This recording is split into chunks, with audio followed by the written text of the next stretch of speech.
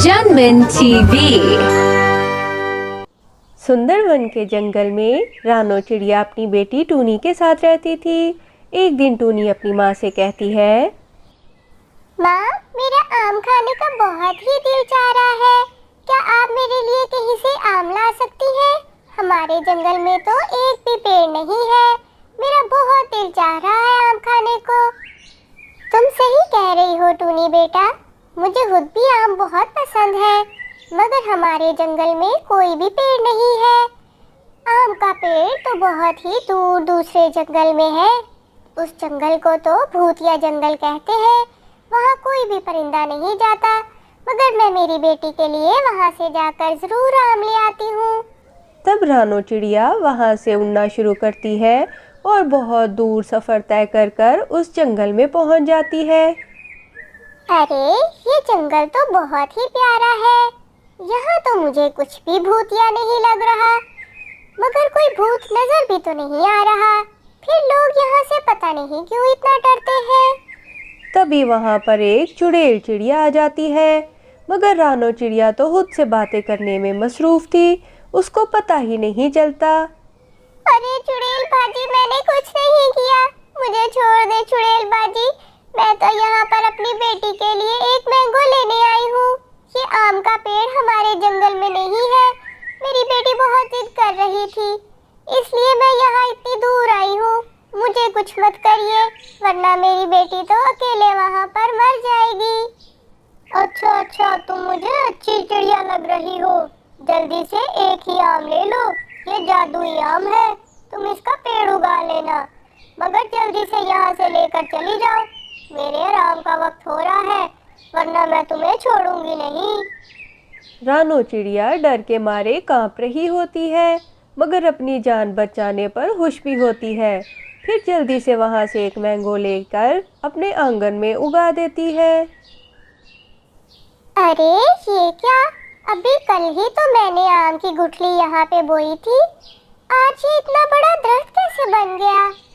लगता है वो चुड़ैल बाजी से ही कह रही थी। ये कोई जादुई पेड़ है, मगर इस पर आम पता नहीं कब आएंगे।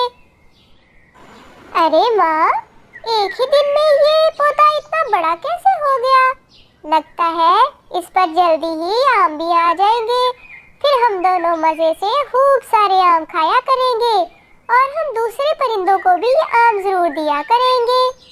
और फिर वहाँ पर सुंदरी कवि आ जाती है और रानो चिड़िया से कहती है, अरे रानो चिड़िया, तुम तो बहुत बहादुर निकली। इतनी दूर भूतिया जंगल से जाकर आम मैंगो ले आई। चलो अच्छा किया तुमने, यहाँ पर पेड़ उगा दिया। मगर देखो तो सही, पेड़ इतना बड़ा हो गया है, मैंगो तो आए कोई नहीं। सुंदरी कवि रानो का मजाक उड़ाती है और वहाँ से चली जाती है। मगर दूसरी सुबह जब रानो उठकर अपने आंगन में आती है तो देखती है, वाह, ये तो कमाल ही हो गया। इतने सारे मैंगो, और वो भी एक ही दिन में। इतने बड़े बड़े मैंगो तो मैंने कभी ख्वाब में भी नहीं देखे। इनकी एक टोकरी भरकर मैं अंदर ले जाती हूँ, अपनी बेटी के साथ खूब मजे से खाऊंगी। अरे वाह माँ, इतने सारे आम! अब तो कभी भी हमें आम के लिए तरसना नहीं पड़ेगा। हम अपने दरख्त से आम उतारा करेंगे और खाया करेंगे। चलो अब हम चलकर आम खाते हैं। और फिर सुंदरी कवि वहाँ से गुजरते गुजरते देखती है कि रानो का पेड़ तो इतना बड़ा हो गया है और उस पर आम भी आ गए हैं। वो बहुत हैरान होती है। तब वो सोचती है कि मुझे ये बात जल्दी जल्दी जाकर कालू कौवे को बतानी चाहिए। अरे कालू जी, आप तो बस घर पर पड़े सारा वक्त आराम ही करते रहते हैं। वो रानो ने तो जो आम का पेड़ उगाया था, उस पर आम उगाए हैं और बहुत रसीले आम हैं। मेरे मुंह में तो पानी आ रहा था। अरे क्या कह रही हैं सुंदरी जी, मुझे तो आपकी बात पे यकीन ही नहीं आ रहा। ऐसे कैसे हो सकता है? चले फिर मेरे साथ चले कालू जी, मैं आपको दिखाती हूँ। वहाँ चलकर आपको मेरी बात पे जरूर यकीन आ जाएगा। ये देखे कालू जी, कितना बड़ा दरख्त है और पूरे का पूरा आम से भरा हुआ है। जल्दी करें, टोकरी निकालें। भर ले जल्दी जल्दी से और घर जाकर मजे मजे से खाते हैं। ये ना हो कोई हमें आम चुराते हुए देख ले। कालू कौवे और सुंदरी कबूतरी को तो पता ही नहीं था। उनके पीछे दरख्त पर लूसी कबूतरी बैठी थी और उसने ये सब करते उनको देख लिया था। तब लूसी कबूतरी जाकर ये सारी बात टूनी को बता देती है। टूनी को बहुत ज़्यादा गुस्सा आता है। मेरे प्यारे कालू जी, अब जल्दी जल्दी सारे आम खत्म कर लेते हैं ताकि कोई भी सबूत बाकी ना रहे। जल्दी जल्दी आम खाकर गुठलियों को ठिकाने लगा देते हैं। कालू कौवा और सुंदरी दोनों आम खाने में मसरूफ होते हैं।